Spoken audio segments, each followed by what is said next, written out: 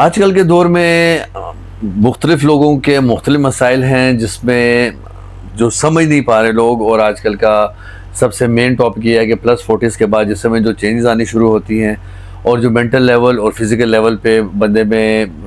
ڈھیلا پن، سستی اور چینجز کا عمل شروع ہوتا ہے تو وہ اس کو سمجھ نہیں پاتے۔ ہمارے پاس مختلف لوگ آتے ہیں مختلف پرابلمز لے کے، میڈیسنل ایشوز اور میڈیسنل سولوشنز لے کے، لیکن میڈیسنل ایشوز ہمیشہ ایک شارٹ ٹرم ریمیڈی رہی ہے، حل رہا ہے۔ جیسے میڈیسن کا ایفیکٹ ختم ہوتا ہے، دردیں چیزیں دوبارہ جاتی ہیں، تو ان کو بیسکلی ہم یہی گائیڈ کرتے ہیں کہ آپ اپنی ایکسرسائز کو سٹارٹ کریں اور اپنی زندگی میں اس کا ایک اسپیشل ٹائم رکھیں۔ تو اسی سلسلے میں راشد کے پوائنٹس لینا چاہوں گا کہ ان کو اپنے پلس 40s کے بعد کا دور کیسے لگا اور ان کی کیا مشکلات تھیں یا انہوں نے محسوس کی اور انہوں نے کیسے ان کو اوورکم کیا۔ جی بہت شکریہ جی، یہ بڑا امپورٹنٹ چیز ہے جو ہمیں ہائی لائٹ کرنی چاہیے اور بہت زیادہ کرنی چاہیے کہ پلس 40s کے بعد جسم میں توڑ پھوڑ کا سٹارٹ ہو جاتا ہے کام،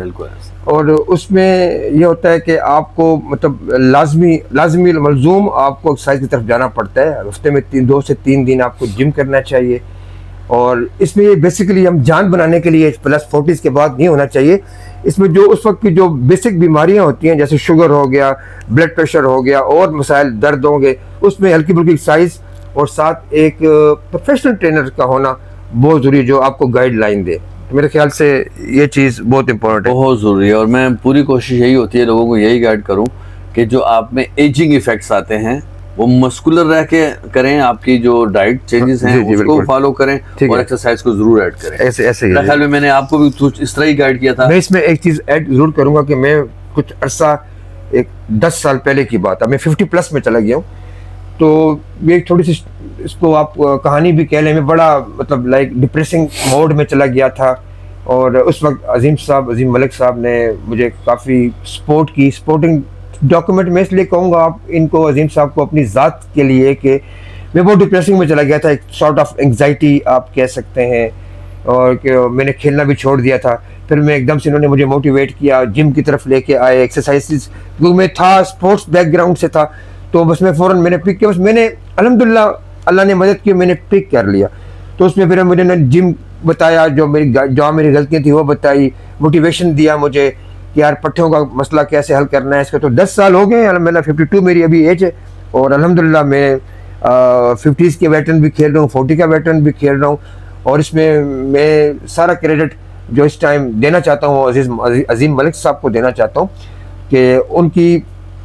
بیسٹ پرفیکٹ گائیڈ لائن اور جو ان کا طریقہ کار تھا ٹریٹمنٹ کرنے کا، اور جس پولائٹلی وے سے وہ بات کرتے تھے اور جس طرح وہ دوستانہ ماحول میں مجھے انہوں نے موٹیویشن دی، تو دیٹ واز ریئلی گڈ، اور جس سے میں دوبارہ زندگی کہہ لیں جو بھی کہہ لیں، اب میں مطلب میرا لائف ویری گڈ، میں بہت سکون میں ہوں، میں اپنا ایکسرسائز بھی کرتا ہوں، رننگ بھی کرتا ہوں، جم بھی کرتا ہوں، اور میں لوگوں کو موٹیویشن بھی کرتا ہوں یار کہ آپ 52 اچھی خاصی ایج ہے، لیکن آپ میرے کلپس دیکھیں گے تو آپ کو اس میں لگے گا یار کہ میں ماشاءاللہ بہت ایکٹیو ہوں اس میں۔ Thank you. آپ سب کو بھی میں یہی کہنا چاہتا ہوں کہ اپنی بڑھتی ہوئی عمر کے ساتھ اپنے آپ میں چینجز لائیں، اپنے باڈی کو سمجھیں، اس کی نیڈز کو سمجھیں، اپنی ڈائٹ پلانز بنائیں، اپنے ایکسرسائز پلانز بنائیں، اور اپنی آنے والی زندگی کو کمفرٹیبل اور پین فری بنائیں۔